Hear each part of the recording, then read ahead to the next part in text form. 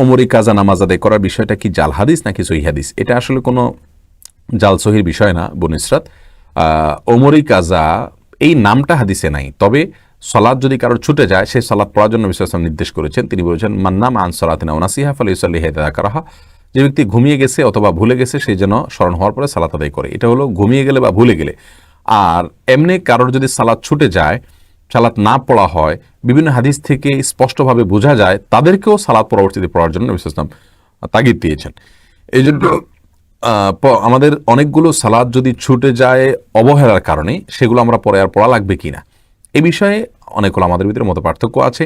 এর মানে স্কলাররা বলেন যে না, আর পড়া লাগবে না। তারা এই অর্থে পড়া লাগবে না বলেন যে সালাত ত্যাগ করলে, ইচ্ছাকৃতভাবে জেনে শুনে অবহেলা করে ত্যাগ করলে কাফের হয়ে যায়।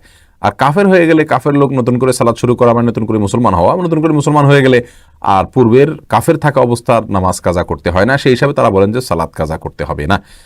আর যে সমস্ত ওলামায়ে কেরাম সালাত ত্যাগ, অবহেলাবশত সালাত ত্যাগ যদি কেউ করে কিন্তু তার ভিতরে অপরাধ বোধ কাজ করে, তাহলে সে ব্যক্তিকে তারা কাফের বলেন না। যেহেতু কাফের না, অতএব মুসলিমের সালাত ছুটে গেলে সেই সালাত পড়তে হয়, সেই হিসাবে ওমরি কাজা পড়তে হবে।